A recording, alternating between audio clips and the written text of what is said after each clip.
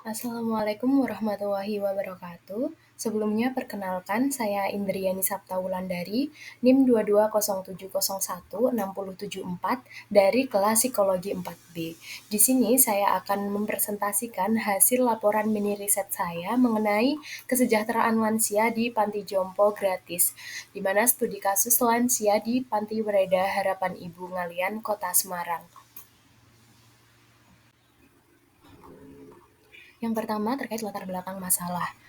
Peningkatan jumlah lanjut usia di Indonesia merupakan salah satu tantangan yang harus dihadapi baik oleh pemerintah maupun masyarakat. Menurut data Badan Pusat Statistik tahun 2019 menunjukkan bahwa persentase orang dengan usia di atas 65 tahun akan meningkat sebesar 25% di tahun 2050. Dengan perkiraan dari 25 juta lansia di tahun 2019 akan meningkat menjadi 20 juta di tahun 2050, menurut penelitian Jamhari et al. Tahun 2020. Dari data tersebut, idealitasnya seorang lansia harus mendapatkan kepedulian yang lebih baik dalam hal kenyamanan, perlindungan, keamanan, maupun aspek lainnya. Namun realitas di lapangan justru berkata juga banyak kasus lansia terlantar dan juga tidak diperdulikan oleh keluarganya. Oleh karena itu, diperlukan upaya khusus yang bersifat preventif, kuratif, maupun rehabilitatif dalam upaya peningkatan kesejahteraan para lansia. Oleh karena itu, tujuan dalam penelitian ini yaitu untuk mengkaji lebih dalam peran panti breda atau panti jompo dalam menunjang kesejahteraan lansia yang ada di dalamnya. Oke, selanjutnya terkait kajian teori. Yang pertama, pengertian dari lanjut usia. Masa lanjut usia atau biasa disebut juga lansia merupakan masa perkembangan terakhir dalam fase kehidupan manusia. Perlu diketahui bahwa lansia bukanlah suatu penyakit, namun merupakan bagian tahap lanjut dari suatu proses kehidupan yang ditandai dengan penurunan kemampuan tubuh untuk beradaptasi dengan lingkungannya. Jadi perlu diketahui juga bahwa lansia ini merupakan suatu proses yang alamiah dan bakal terjadi dalam suatu rentang masa perkembangan seseorang individu. Nah, secara umum, seorang dikatakan lanjut usia atau lansia apabila telah berusia 60 tahun ke atas. Yang kedua yaitu panti jompo atau panti wereda. Nah, panti jompo ini juga sering disebut dengan panti wereda ya. Nah, pengertiannya sendiri, panti wereda menurut Departemen Sosial Republik Indonesia adalah suatu tempat untuk menampung lansia dan jompo terlantar dengan memberikan pelayanan sehingga mereka merasa aman, tentram, nyaman, senang, tidak ada perasaan gelisah maupun khawatir dalam menghadapi usia tuanya. Secara umum, Panti Ureda ini memiliki beberapa fungsi sebagai berikut. Yang pertama yaitu pusat pelayanan kesejahteraan lanjut usia dalam memenuhi kebutuhan pokok lansia, seperti pakaian, makan, tempat tinggal, kesehatan, dan lain sebagainya. Yang kedua yaitu menyediakan suatu wadah berupa kompleks bangunan dan memberikan kesempatan pula bagi lansia untuk melakukan aktivitas sosial rekreasi. Kemudian yang ketiga yaitu bertujuan untuk membuat lansia dapat menjalani proses menuanya dengan sehat dan juga mandiri. Sebagai tempat bagi lansia, panti jompo sebaiknya disusun sebagai rumah sosial yang sesuai dengan keadaan mereka, dengan memenuhi 6 prinsip utama yaitu familiarity atau kebiasaan, legibility atau mudah dibaca, kemudian distinctiveness khusus, accessibility atau kemudahan, kemudian ada comfort, kenyamanan, dan juga safety atau keamanan menurut penelitian Pratiwi et al. Tahun 2022. Selanjutnya yaitu kajian teori mengenai kesejahteraan lansia. Dalam KBBI sendiri, kesejahteraan berasal dari kata sejahtera yang berarti aman, sentosa, dan makmur. Selamat dari segala macam gangguan. Sehingga kesejahteraan lansia ini menjadi bagian yang sangat penting karena dengan terpenuhinya kebutuhan yang dibutuhkan oleh lansia akan menunjang kualitas hidup dari lansia itu sendiri. Berdasarkan temuan penelitian Jamhari dan kawan-kawan tahun 2020 menunjukkan bahwa kesejahteraan lansia ini meliputi beberapa indikator seperti memenuhi kebutuhan mereka, kemudian ada independen secara finansial, mampu mengurus diri mereka secara mandiri, kemudian kondisi kesejahteraan baik, hidup di lingkungannya nyaman, memiliki aktivitas yang beragam, dan secara spiritual semakin mantap keyakinannya dengan hubungannya dengan Tuhan. Terdapat beberapa faktor juga yang dapat mendukung lansia dalam mencapai kesejahteraan hidupnya. Yang pertama yaitu faktor sosial ekonomi, dapat dinilai dari status ketenagakerjaan yang dimiliki lansia mungkin semasa mudanya. Kemudian faktor tempat tinggal, lansia yang tinggal di desa cenderung berbeda dengan lansia yang tinggal di kota. Kemudian ada spiritualitas atau nilai-nilai keagamaan dan juga keyakinan, meliputi religiusitas yang tinggi akan dapat memenuhi kebutuhan psikis lansia. Kemudian yang terakhir juga dukungan sosial turut berperan dalam upaya mencapai kesejahteraan lansia, karena dengan dukungan sosial dari keluarga dan lingkungan sekitar dapat berpengaruh secara nyata dengan kualitas dan juga kesejahteraan lansia, menurut penelitian Mulyati et al. Tahun 2018. Baik, menuju poin inti yaitu mengenai laporan hasil mini riset selama pengambilan data melalui observasi dan wawancara yang dilakukan di Panti Werda Harapan Ibu, Kota Semarang. Di sini terdapat beberapa poin. Yang pertama yaitu tentang sejarah berdirinya PWHI atau Panti Werda Harapan Ibu. Panti Werda Harapan Ibu merupakan salah satu bentuk perwujudan program kerja Dharma Wanita Persatuan Kota Semarang dalam bidang sosial pada tahun 1983.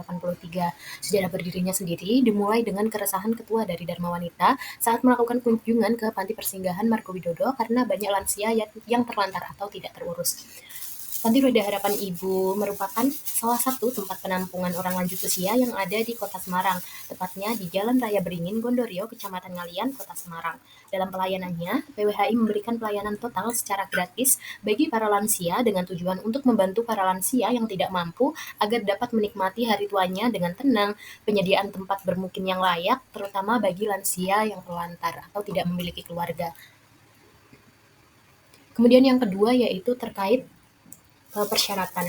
Untuk terdapat beberapa persyaratan yang ditetapkan oleh pihak PWHI bagi lansia yang akan tinggal di sana.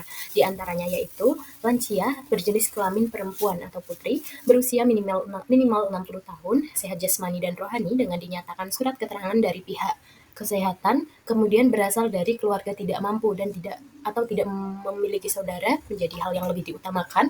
Kemudian diutamakan juga ber-KTP Semarang. Namun jika tidak ber-KTP Semarang, menjadi tugas yang memasukkan untuk mengurusi terlebih dahulu pemindahan KTP Semarang. Lanjut mengenai fasilitas. Terdapat beberapa fasilitas berdasarkan hasil observasi, yang diantaranya yaitu aula dan juga ruang tamu, kemudian ada musola, ada ruang kantor dilengkapi dengan meja, kursi, dan juga lemari, ada gudang dan dapur, kemudian kamar mandi dan juga mesin cuci, ada dua ruang tidur dilengkapi dipan, kasur, bantal, dan juga lainnya, dan satu ruangan umumnya diisi dengan 20 sampai 25 orang lansia. Kemudian ada televisi dan juga untuk menunjang kebutuhan para lansia yaitu disediakan kursi roda.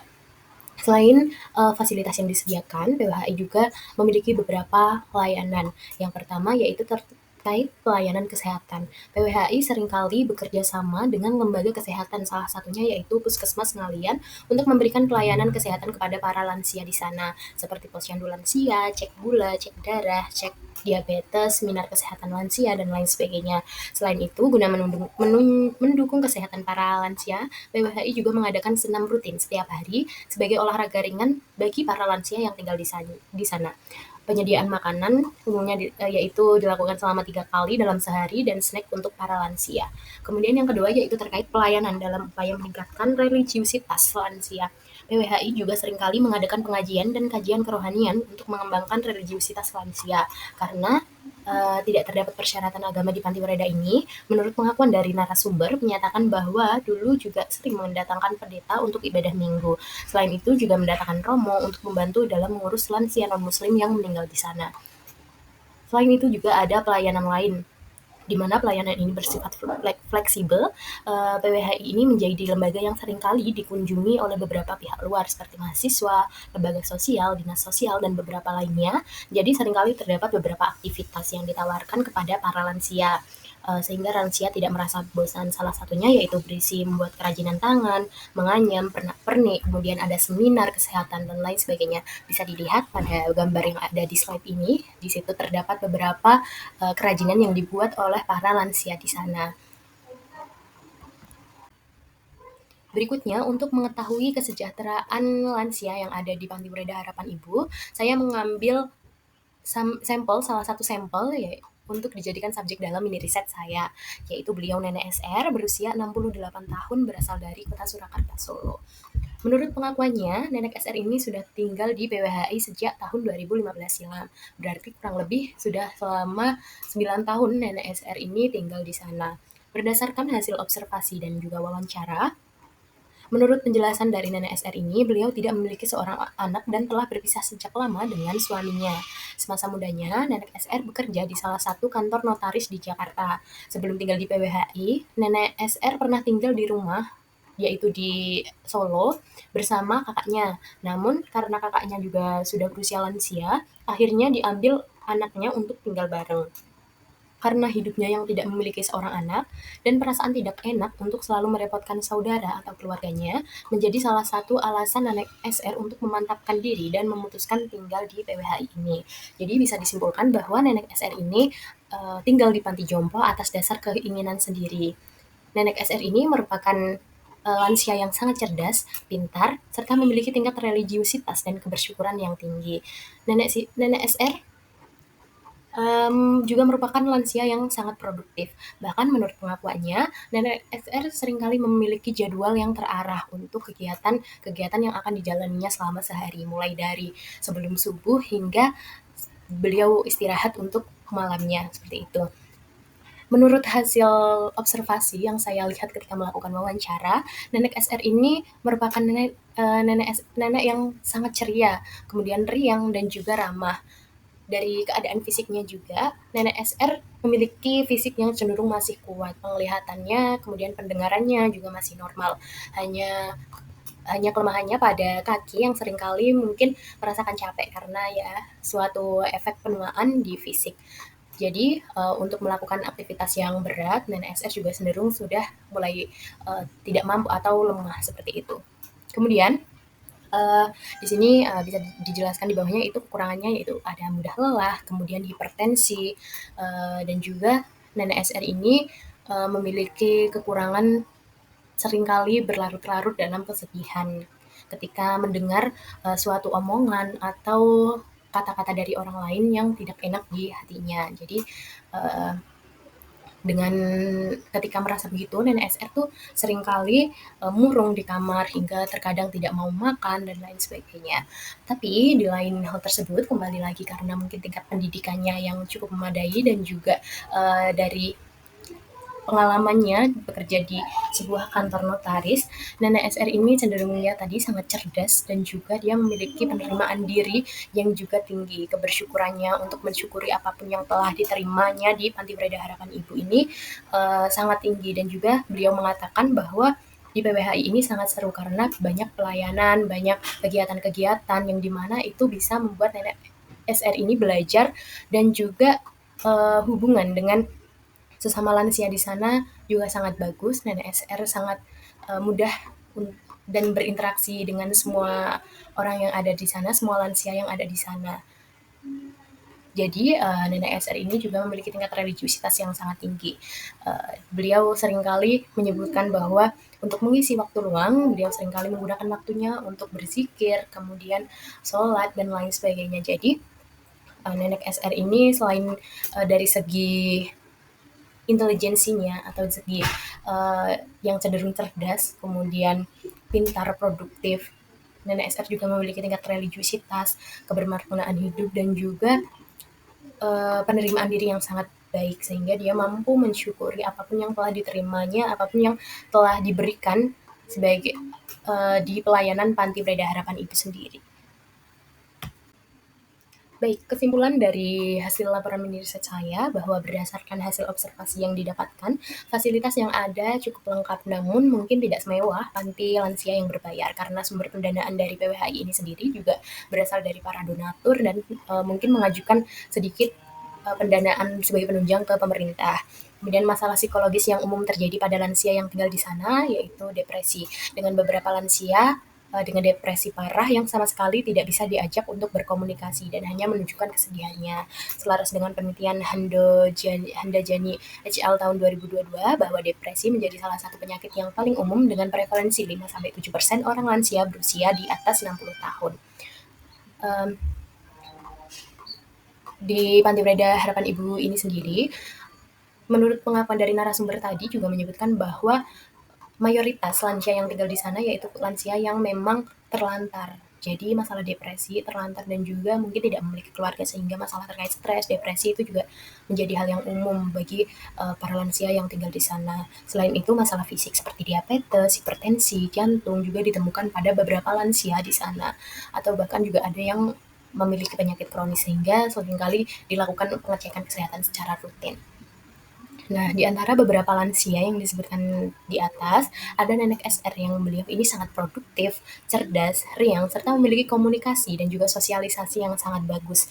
Beliau juga memiliki penerimaan diri dan juga religiusitas yang eh, sangat tinggi, membuatnya jarang mengeluhkan keadaannya, sehingga dapat diambil kesimpulan bahwa selain faktor-faktor yang bersifat internal, mungkin dari segi fisik, dari segi pengalaman atau hal yang berpengaruh sebelumnya, penerimaan diri, terutama tentang kebersyukuran, menjadi salah satu indikator dalam kesejahteraan yang lansia yang ada di panti jompo, khususnya panti jompo gratis.